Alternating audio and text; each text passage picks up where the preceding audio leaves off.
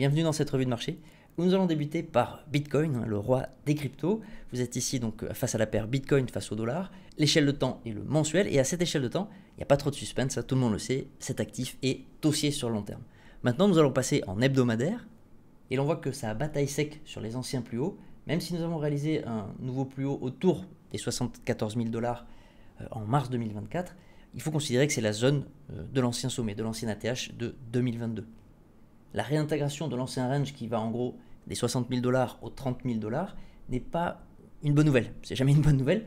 Et ce qu'il faudrait que nous voyons, si on est toujours haussier sur cet actif, c'est évidemment encore une extraction par le haut de ce range qui me permettra de mettre un énième petit rond.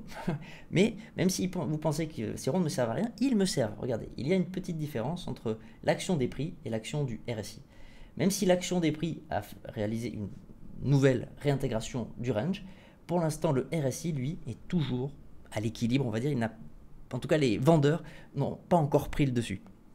Les scénarios haussiers sont donc encore tout à fait valables et je dirais même encore les plus probables. Surtout que mon petit trait vert ici représente le 0,382, qui est un retracement mathématique, le retracement de Fibonacci, que le marché regarde, les différents intervenants regardent. Et c'est une zone un peu d'excellence pour racheter un actif lorsqu'il est dans une tendance haussière.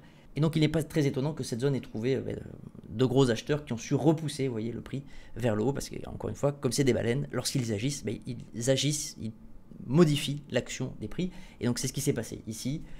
Nombreux rachats, alors ça peut être aussi des shorters qui prennent des bénéfices, mais il y a souvent les deux, c'est-à-dire des gens qui vendent à découvert et qui rachètent leur position pour prendre leurs bénéfices, fait des achats, et des personnes qui se positionnent à l'achat. Donc on additionne les rachats des shorters et l'achat de ceux qui parient à la hausse sur ce marché, et ça donne ce genre de bougie.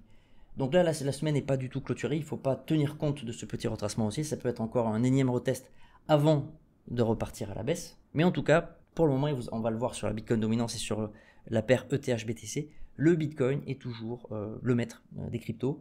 Les altes souffrent et il n'y en a pas beaucoup qui font mieux que Bitcoin, mais s'il repart, peut-être qu'encore une fois, il entraînera les liquidités et il entraînera un afflux de liquidités dans le reste du marché. Pour l'instant, ce n'est pas du tout le cas. Et on a encore une fois cet espoir, le fait que le rapport de force entre acheteurs et vendeurs soit à l'équilibre et avec, pour le moment, une petite pointe du côté des acheteurs. Passons à ETH face au dollar, on est ici en hebdomadaire et vous voyez, à la différence du Bitcoin, le RSI, lui, est passé du côté des vendeurs. Les vendeurs dominent, le retracement a été beaucoup plus profond, on a quasiment retesté le sommet de l'ancien range. Souvent, les gros porteurs d'ailleurs se positionnent juste un peu avant. Ils front-run, ils passent devant une zone d'achat évidente qui est donc le sommet du grand range.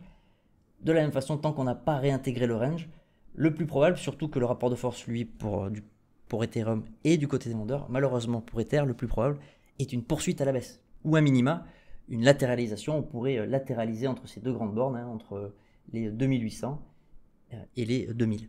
Pour illustrer autrement donc, le rapport de force entre Bitcoin et les alts, j'aime bien prendre la paire ETH face à BTC. Vous êtes ici en mensuel et je voulais vous montrer que pour l'instant Ethereum se fait éclater. Ouais, tout simplement, on peut le dire.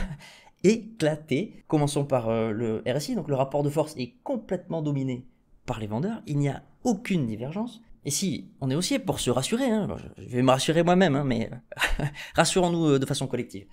Qu'est-ce qu'on pourrait voir, qu'est-ce qu'il faut chercher, qu'est-ce qu'il faudrait chercher pour voir ETH surperformer à nouveau Bitcoin. Déjà, la première chose, c'est qu'on a retesté la ligne de coup de cette épaule-tête-épaule inversée. C'est des figures très puissantes, des figures de retournement. Vous voyez, nous étions dans une tendance baissière ici. Épaule-tête-épaule inversée, on est reparti. Là, ça fait donc plus de 3 ans que nous latéralisions et on s'est extrait par le bas de ce grand range. Et nous venons donc de retester récemment avec l'histoire du Yen Carry Trade. Nous avons retesté et fait un nouveau plus bas face à BTC. Donc pour chercher des premiers signes de retournement, déjà en mensuel ça n'existe pas, on va passer en hebdomadaire. Voici le même graphe un peu en hebdomadaire. Et l'élément principal qui permet encore d'envisager un scénario où ETH surperforme le BTC est cette divergence long terme. Vous voyez que l'action des prix réalise de nouveaux plus bas, alors que l'action du RSI, lui, ne le fait pas. C'est-à-dire que le rapport de force entre acheteurs et vendeurs est en train progressivement de s'inverser. Alors pour l'instant, il est largement dominé par les vendeurs, on est d'accord. Mais en tout cas, les vendeurs perdent petit à petit de la force. Ils arrivent malgré tout à emmener le prix de plus en plus bas, mais arrivent normalement à un moment où les choses s'inversent. Sauf, évidemment, si cette divergence est avalée. Et ça sera le cas si l'action des prix, par exemple, casse ce support, réalise de nouveau plus bas, associé à un RSI qui réalise de nouveaux plus bas et donc qui casse à la baisse, entre guillemets, le plus bas d'octobre 2023. Si je zoome un peu, c'est la même zone, hein, on pourrait voir donc l'action du prix batailler, latéraliser en tout cas entre ce support qui devrait quand même être assez difficile à franchir, à franchir la baisse. Il faudrait beaucoup de force vendeuse, une catastrophe probablement sur Ethereum, hein, pour que cela se produise. Le plus probable, selon moi seulement, évidemment, je n'ai pas encore de boule de cristal, mais ça viendra, c'est que le prix latéralise avant de retester cette ligne de tendance résistance que j'appellerais Gandalf. C'est une ligne de tendance résistance Gandalfienne. Parce que je ne sais pas le nombre de fois où le cours, où l'action des prix est venue la tester, et pour l'instant, elle a toujours été infranchissable. Nous surveillerons bien si l'action des prix de TH face à BTC casse cette ligne de tendance, eh bien je serai là, je vous le dirai, je vous ferai un coucou, je pense que je ferai une miniature exprès. Mais en attendant, c'est Bitcoin le roi, et donc pour le voir, on va aller rapidement jeter un coup d'œil à la Bitcoin dominance. Nous voici donc devant la Bitcoin dominance en mensuel.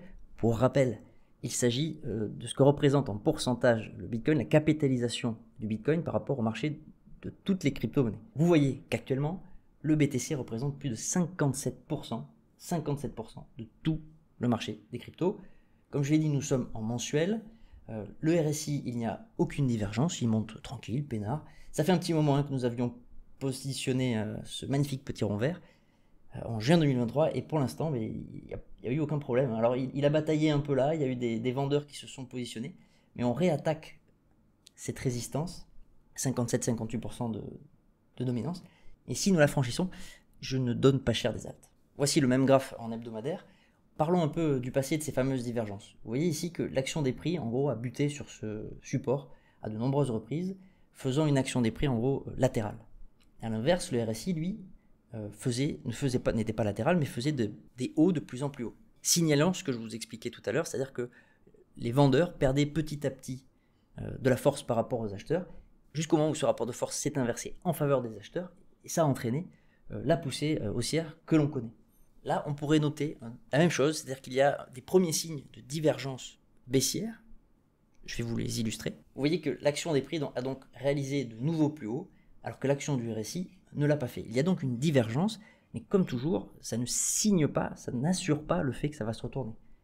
Pour l'instant, ça signe sur une consolidation, un rapport de force un peu changeant, mais les acheteurs peuvent complètement éclater les vendeurs et avaler cette divergence. Et dans ce cas-là, qu'est-ce qu'on verrait? On verrait une action des prix faire de nouveau plus haut, avec une action du RSI dépasser son plus haut d'octobre 2023. Et là, on passerait dans le scénario où Bitcoin pourrait représenter 65-70%, peut-être même plus, de tout le marché des crypto-monnaies. Sortons un peu du marché des cryptos et passons donc au SP500, 500 plus grandes entreprises du marché américain. Vous êtes ici dans une zone clé, et si vous souhaitez dérisquer sur votre portefeuille, c'est la bonne zone, c'est une bonne zone pour se positionner. On est très proche des plus hauts. Là, la semaine n'est pas clôturée, on ne connaît pas l'avenir. Et donc l'action des prix ici peut tout à fait correspondre à ce qu'on appelle un rebond du chat mort en français. C'est-à-dire qu'on a une première chute, les indices remontent, et ensuite on confirme la chute et on va beaucoup plus bas. Si je vous le dessine, et c'est les fameux M, lorsqu'on fait de l'analyse chartiste, on recherche des M ou des épaules tête-épaule, comme je vous l'ai dit tout à l'heure, c'est des figures de retournement. Et ici, on pourrait assister à un magnifique M, voilà, qui irait retester, et souvent après on part en marché baissier. Et donc ici, là, dans la zone où vous êtes, c'est parfait pour vous poser la question, est-ce que je suis trop en risque? Si ça part vers le bas, si ça fait ce fameux M, si nous partons dans un crack énorme, est-ce que je suis en accord avec ce scénario baissier catastrophique? Si oui, restez en position, sinon, ajustez, reposez-vous la question, je retire 5, 10, 20, 50% de mes bénéfices éventuels. En tout cas, que ce soit sur le marché, sur l'SP500 ou même sur le Nasdaq, c'est maintenant qu'on se pose la question de savoir si on dérisque ou pas. C'est une très bonne zone pour le faire maintenant, et puis toujours pareil, en fonction de votre échelle de temps, en fonction de votre temporalité. Si vous avez investi dans le marché américain et que c'est cet argent que vous comptez l'utiliser dans 20 ou 30 ans, la question ne devrait pas se poser. Maintenant, si vous êtes plus court-termiste, c'est une bonne zone pour vous poser les questions. Je n'ai évidemment pas de réponse générale, ces réponses-là ne peuvent être qu'individuelles. Je vous montre quand même le même graphique en mensuel. Pour l'instant, rien n'indique le crack. Le RSI est parfaitement dominé par les acheteurs, tout est aligné, l'action du prix, le RSI. Donc personnellement, je ne crois pas que le crack soit le scénario le plus probable, mais c'était qu'un avis parmi tant d'autres. L'or qui continue son envolée sauvage, alors ici on est en hebdomadaire, vous voyez de la même façon qu'il y a une petite divergence qui est en train de se mettre en place gentiment, pouvant signaler que ça va latéraliser, ou en tout cas qu'il y a une petite perte de force des acheteurs, mais sur une échelle de temps qui est assez courte. L'or, La semaine, l'hebdomadaire pour l'or, c'est vraiment comme le 4 heures sur Bitcoin. Donc, je vous le remonte en mensuel. Et on voit que tout est parfaitement aligné à la hausse, hein, le RSI, l'action des prix. Et on est même en train de passer en zone de surachat, hein, ce qui pourrait signaler une accélération, au moins à court terme. Le pétrole US, rapidement, qui latéralise. Je vous l'ai également mis en hebdomadaire là, mais vous voyez qu'on est en train de travailler une support et résistance long terme. Je vais vous le mettre en trimestriel pour que vous visualisiez que nous travaillons une zone clé, une zone qui semble neutre pour tous les acteurs. Et comme souvent je le répète, hein, c'est un actif très difficile. Il est très difficile d'anticiper l'évolution du pétrole, tant il y a d'intervenants et tant il y a d'enjeux politiques et géopolitiques. Si je vous mets le graphique très long terme, vous voyez là, je fais démarrer le graphique dans les années 80, on voit bien que cette zone, en gros, voilà, autour des 80 $ le baril, a été et est toujours une zone qui semble contenter le plus grand nombre. En tout cas, elle a fait réagir le cours à de nombreuses reprises et nous sommes en train de le travailler. Alors, partirons-nous à la baisse? Si c'est le cas, c'est qu'il y aura forcément un effondrement de la demande, ce qui voudra dire qu'il y aura une récession mondiale. Pas sûr que ce soit le plus probable. Ou alors une explosion de l'offre, c'est-à-dire de nouveaux gisements, ou les Américains qui inonderaient le marché. Quoi qu'il en soit, le trimestre n'est pas terminé. On voit que le rapport de force entre acheteurs et vendeurs justement oscille aussi sur la zone d'équilibre. Et je finirai par le dollar index, donc c'est la force relative dans la reine des monnaies fiat. Nous sommes ici en trimestriel pour visualiser le rapport de force ou les tendances long terme. On voit que sur la plus longue période, le dollar par rapport aux devises de son panier est en tendance baissière. Il perd relativement du pouvoir d'achat au fur et à mesure des décennies. Là, le début du graphe, c'est dans les années 70. Vous voyez que les plus hauts sont de plus en plus bas et les plus bas sont de plus en plus bas. Ici, on est toujours en pointillé car le fait que le dollar poursuive la hausse est encore possible. Nous travaillons un peu comme sur le pétrole. Il travaille une zone clé et les deux scénarios donc pour le long terme sont possibles, à la hausse ou à la baisse. En trimestriel, pour l'instant, le rapport de force est du côté des acheteurs. Mais si on descend en échelle de temps, vous voyez qu'en mensuel, on est vraiment sur la corde. Voilà, le RSI, l'action du prix et le RSI sont en train d'attaquer vers le bas. Le mois n'étant pas clôturé, il est encore trop tôt pour conclure quoi que ce soit. Mais si l'action des prix clôture en dessous de ce support résistance, de cette zone clé, associé à un RSI qui basculerait du côté des vendeurs, alors le scénario de la baisse du dollar deviendra de plus en plus probable. Si le dollar baisse, ça sera positif, tous les actifs cotés en dollars, parce qu'évidemment, c'est des ratios, et l'on devrait voir des actifs comme Bitcoin progresser. Je vous le mets en hebdomadaire, mais pareil, comme l'or, ces actifs ont une évolution très longue, très lente, et à ces échelles de temps, donc en hebdomadaire, il y a beaucoup de bruit. Cependant, le RSI est déjà passé du côté des vendeurs, et l'action des prix est pour l'instant redevenue baissière à court terme. On se retrouve bientôt, claquez le pouce, abonnez-vous, prenez soin de vous, à très vite.